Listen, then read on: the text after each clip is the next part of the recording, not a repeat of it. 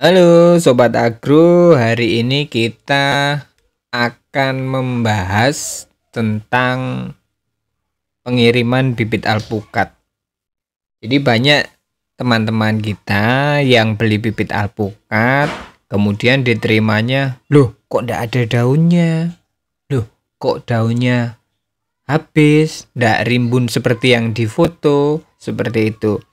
Nah, kondisi seperti ini kita akan jelaskan, kita akan detailkan buat teman-teman semua, sehingga nanti bisa memahami perbedaan antara tanaman yang dikirim dengan diambil langsung. Jadi jika teman-teman datang ke Agrobibit, mengambil bibitnya secara langsung, bisa dengan kondisi full segar, banyak tanaman daunnya ini, kemudian rimbun, bisa tinggal dimasukkan mobil, bawa pulang, beres.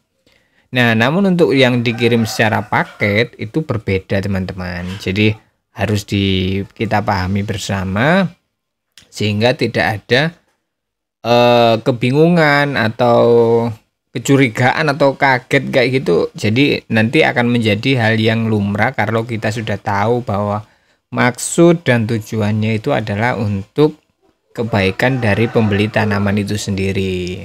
Kita pun sebagai penjual juga nggak mungkin dengan tidak memiliki alasan tiba-tiba tanaman kita kirim gundul kayak gitu, nggak mungkin seperti itu.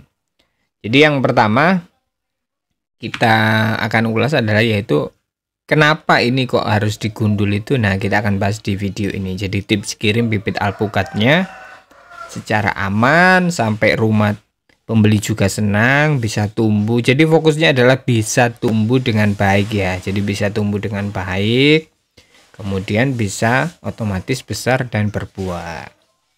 Oke.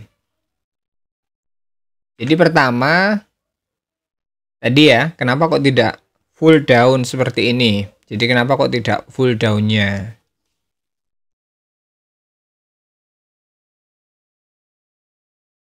Jadi bibit yang khusus untuk dikirim ya, jadi untuk yang via paket ya, via ekspedisi ya, ini bisa JNT, pos atau JNE. Nah, ini yang khusus untuk kita kirim. Nah, kita kirim bibitnya memang kita potong nanti setengah. Jadi nama tekniknya teknik grafting. Nanti di video selanjutnya, di slide selanjutnya kita akan bahaskan itu. Nah, kenapa kita harus potong? Yang pertama ya untuk mengurangi stres. Jadi mengurangi stres, kemudian penguapan. Kemudian daya tahan tanaman lebih mantap. Nah, mungkin ada yang request, saya mau full aja deh. Saya mau dikirim full daun. Ya bisa saja, cuma resikonya nanti tanggung sendiri. Jadi ketika kita kirim full daun ya, ketika kita diterima nanti ya 1 sampai 3 hari daun ini akan menguning. Kemudian rontok, yang berakibat tanaman stres. Nah, nanti batangnya ini bisa cepat menghitam, mudah menghitam karena stres. Nah, kemudian kalau setelah karantina itu nanti ya paling enggak 14 hari ketika selesai karantina tanamannya ada ya bisa tumbuh bisa tidak. Nah, itu yang dari penjual juga tidak mau seperti itu, makanya kita berikan tanamannya itu tidak full daun sehingga nanti teman-teman bisa memahami maksud dan tujuan kenapa kok harus digundulkan seperti itu atau dikurangi daunnya. Nah, ini contoh yang kita kirim. Jadi kita pakai metode grafting teman-teman. Jadi daunnya ini kita potong setengah ya. Kita kita potong setengah, kita kurangi. Kemudian media akar kita full sama basa ini jadi medianya. Kita pakai ya seperti biasa, tanah jadi bawaannya. Sama di apa namanya? Basa, tanah kemudian basa. Nah, kemudian ini kita juga ada label. Jadi nanti kalau teman-teman sudah terima, tidak perlu bingung ini tanamannya apa, jenis bibitnya apa, sudah ada labelnya. Kemudian batang juga udah besar, jadi batang besar.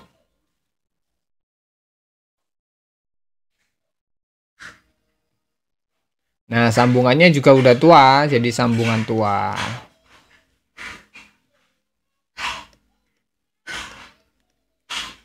Nah, kemudian tadi ya, jadi kalau kita habis karantina, nanti tanaman yang daun seperti ini setelah karantina akan punya daya tahan hidup yang baik. Karena dia tidak, waktu kita terima, kita karantina, yang pasti jangan dikenakan sinar matahari langsung ya, keteduhan dulu. Jadi teduh dulu selama ya paling tidak 7-14 hari. Nah, nanti di ujung pucuknya ini akan tunas baru, muncul tunas baru. Nah, biarkan aja. Jadi kalau 7-14 hari belum keluar ya dikarantina dulu aja, di teduhan dulu, enggak apa-apa. Selama 1 bulan juga enggak apa-apa sampai apa namanya? Batang akarnya juga semakin kuat. Nah, ketika kondisi seperti ini sudah aman, baru kalau teman-teman pengen taruh di tanah atau di pot, nanti tinggal dipindahkan saja. Jadi ini nanti ya kalau sudah sampai, medianya ini kan kita polybag ulang, namanya polybag ulang. Nah, di polybag ulang dengan media yang lebih besar. Jadi misalnya bibit sampai seperti ini, nanti ya kita masukkan di seperti ini, kita ke polybag. Nanti bibitnya di sini.